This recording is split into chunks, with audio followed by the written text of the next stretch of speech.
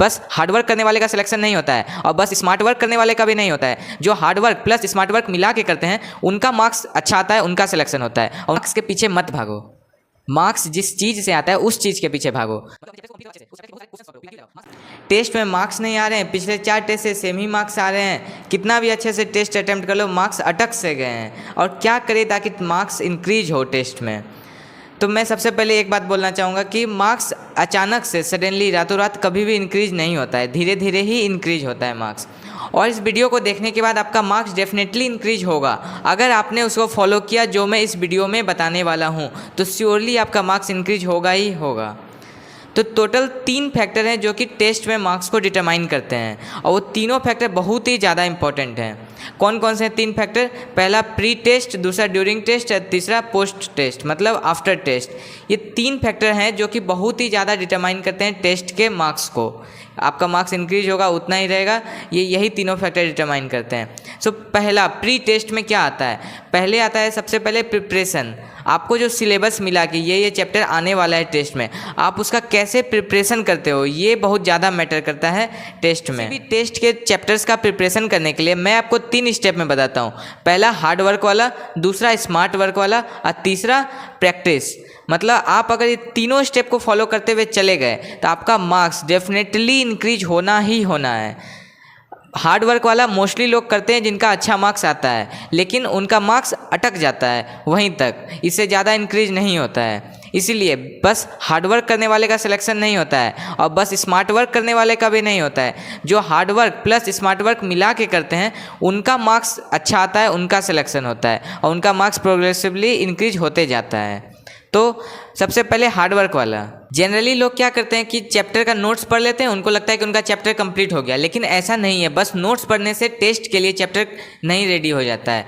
आपका वो chapter complete होना चाहिए। आपका वो चैप्टर कंप्लीट होने का क्या मतलब हुआ कि आपने उस चैप्टर का लेक्चर देखा हुआ होना चाहिए। दूसरा, आपका नोट्स प्रिपेयर होना चाहिए, अपने से बनाया हुआ नोट्स होना चाहिए। तीसरा, आपको डीपीपी सॉल्व करना है, उस चैप्टर का आप डीपीपी सॉल्व कर चुके होंगे। चौथा, आप कम से कम 150 से 200 क्वेश्चन उस चैप्टर के पर्टिकुलर चैप्टर के आप बनाए हुए होने चाहिए। और उसके बाद अगर एनसीईआरटी है, बायो का है, तो आपको एनसीईआरटी भी पढ़ना है और उसके बाद आपका पीवाईक्यू भी सॉल्व होना चाहिए उस चैप्टर का, तब जाके आपका एक चैप्टर कंप्लीट होता है। उसके बाद आप 2-3 राउंड उस चैप्टर का नोट्स का रिवीजन करते हैं, तब जाके वो चैप्टर रेडी होता है आपके एग्ज़ाम के लिए। तब आप उस चैप्टर का बोलेगा हाँ मेरा प्रिपरेशन हो गया एग्ज़ाम के लिए। बस नोट्स को रीडिंग मार लेने से नहीं होगा, आपका ये सब चीज़ कंप्लीट होना चाहिए। आपका lecture, notes, DPP, question practice, PYQ, NCERT, सारा चीज़ करने के बाद, रिवीजन करने के बाद तब जाके वो चैप्टर रेडी होता है किसी भी टेस्ट के लिए। अब next smart work. Smart work में क्या है? आपको एनालिसिस करना है कोई भी चैप्टर का। जैसे मैं एक एग्जांपल लेता हूँ ग्रेविटेशन, जैसे ग्रेविटेशन चैप्टर का एग्जांपल लिया, तो उसमें आपको स्मार्ट वर्क क्या करना है कि उस चैप्टर को आपको एनालाइज करना है कि इसमें से कौन सा ऐसा टॉपिक है जिससे बहुत ज़्यादा बार क्वेश्चन पूछे गए हैं पीवाईक्यू में, जिससे नीट एग्जाम में ज़्यादा फ्रीक्वेंटली आस्क्ड है वो चैप्टर के टॉपिक। तो आपको वो टॉपिक को एनालाइज करना है और उस टॉपिक से रिलेटेड जितने भी तरह के क्वेश्चन बन सकते हैं उन सब के क्वेश्चन को बहुत ही अच्छे से प्रैक्टिस करना है, जितना भी डायमेंशन का क्वेश्चन बन सकता है उससे। और ये आपको कैसे पता चलेगा कि कौन सा टॉपिक किस चैप्टर का ज़्यादा इंपॉर्टेंट है? पीवाईक्यू को सॉल्व करके। पीवाईक्यू को ही सॉल्व करके आपको पता चलेगा और कहीं से कुछ नहीं पता चलेगा कि कौन सा चैप्टर का कौन सा टॉपिक इंपॉर्टेंट है जिससे बार बार क्वेश्चन आते हैं एग्जाम में। सिर्फ और सिर्फ पीवाईक्यू ही बता सकता है आपको। कोई भी आप चैप्टर ले लीजिए, जैसे फ्लूइड मैकेनिक्स का ले लीजिए, बहुत बड़ा चैप्टर है, उसे जनरली लोग डरते हैं उसमें, लेकिन कुछ कुछ ऐसा टॉपिक है उसमें जिससे कि बार बार क्वेश्चन आते ही आते हैं। पूरा चैप्टर से क्वेश्चन नहीं आता, पूरा चैप्टर बहुत बड़ा है, उसमें बहुत सारा फॉर्मूला है, लेकिन आपको पीवाईक्यू को एनालाइज करना है कि कौन सा ऐसा पोर्शन है उस चैप्टर का जिससे कि मैक्सिमम क्वेश्चन आते हैं, और आपको उस पर बहुत जम के प्रैक्टिस करना है। ये हुआ स्मार्ट वर्क वाला। इसलिए आपको हार्ड वर्क तो करना ही है बाकी सब चैप्टर्स में, लेकिन जो चैप्टर आपको बहुत ज़्यादा लग रहा है कि नहीं ये बहुत ज़्यादा वास्ट है, मेरे से नहीं हो पाएगा, उसमें आपको स्मार्ट वर्क करना है। आपको दोनों लेते हुए चलना है, तब आपका मार्क्स इंप्रूव होगा।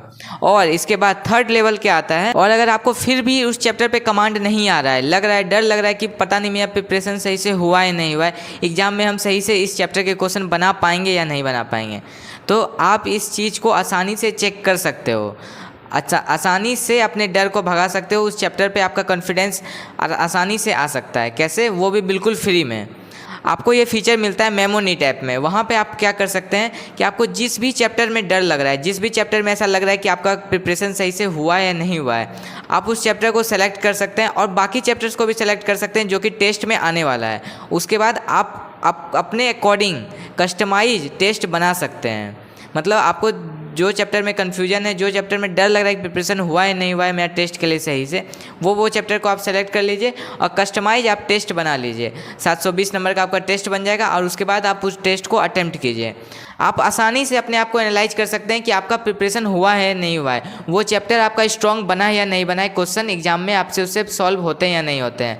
अगर आपके सॉल्व हो गए तो आपको आसानी से कॉन्फिडेंस आ जाएगा कि हाँ मेरा चैप्टर अच्छा हुआ है और एग्ज़ाम में भी आप बहुत अच्छा करके आइएगा।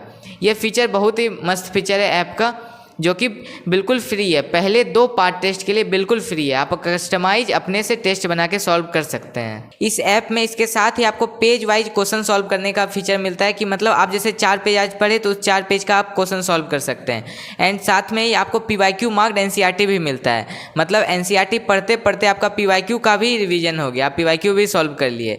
इसको बोलते हैं स्मार्ट वर्क। आपको अलग से टाइम देके PYQ सॉल्व करने का ज़रूरत नहीं पड़ेगा और आपको करना क्या है, बस हाईलाइटेड टेक्स्ट पे क्लिक करना है, आपको वो क्वेश्चन खुल के आ जाएगा जो कि PYQ में आया है और आपको बस उसको अटेम्प्ट करना है। इस तरह करके आप टाइम का सेव कर सकते हैं और PYQ आसानी से सॉल्व कर सकते हैं। इसके साथ ही आपको मेमोनीट में ब्रह्मास्त्र रिवीजन पत्रिका भी मिलता है, जिसमें कि फिजिक्स में माइंड मैप के फॉर्म में और केमिस्ट्री में पॉइंट्स टू पॉन्डर के फॉर्म में दिया हुआ है और पूरे चैप्टर्स को 1 से 2 पेज में कन्वर्ट किया हुआ है, जिससे आपको रिवीजन में ज़रूर हेल्प मिलेगा।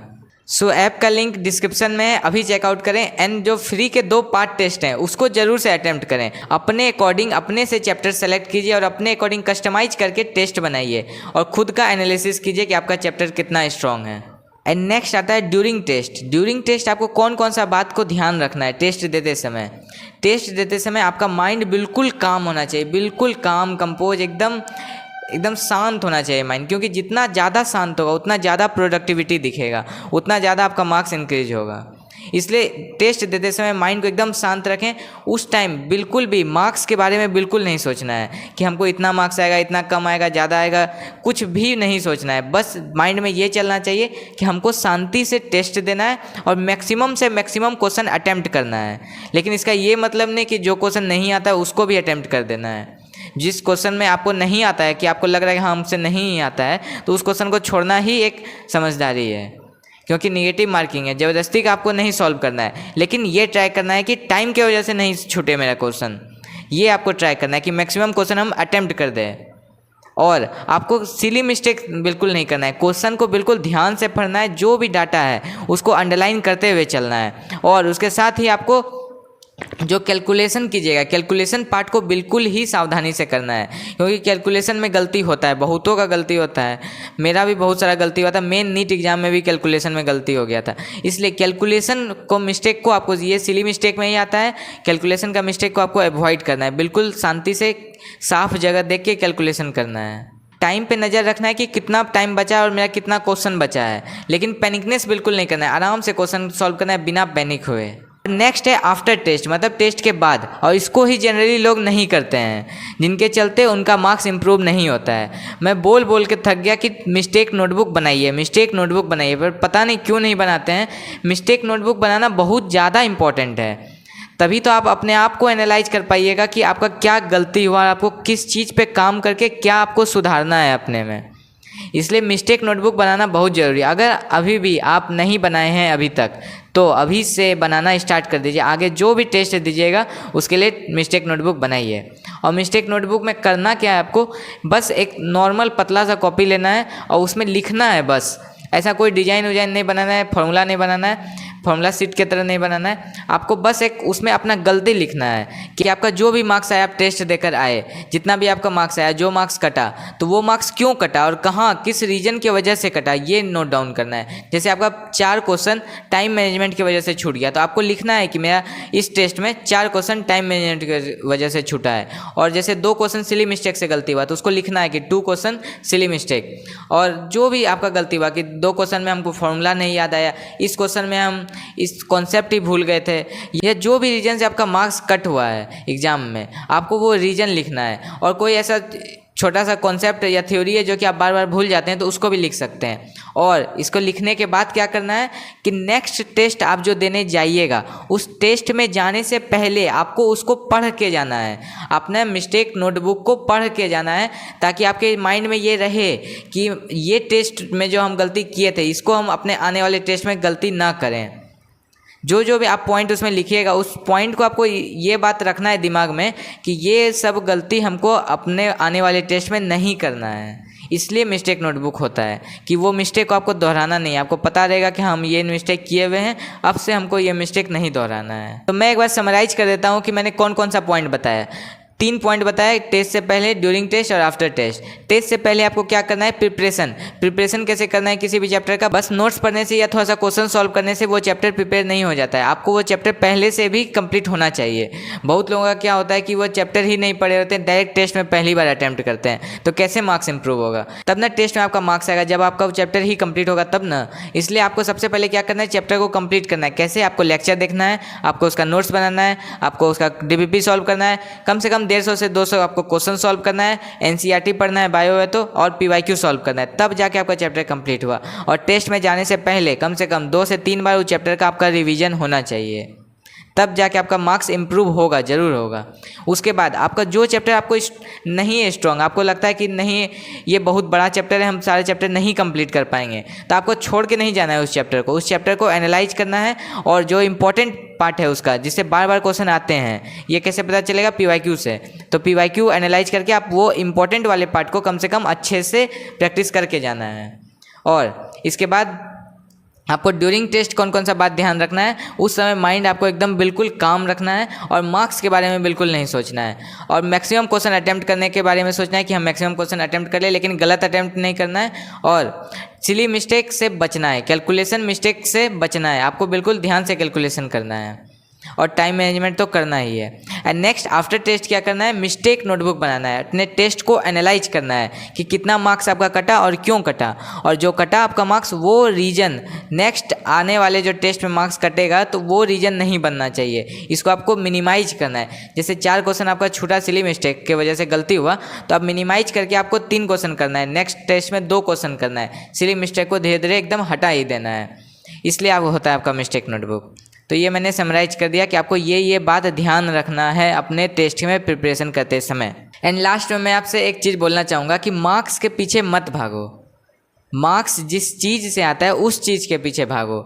मतलब अपने चैप्टर्स को कंप्लीट करो अच्छे से, उस चैप्टर के बहुत सारे क्वेश्चंस सॉल्व करो, पीवाईक्यूज लगाओ। मार्क्स आपके क्यों नहीं आएंगे, डेफिनेटली आपके मार्क्स आएंगे।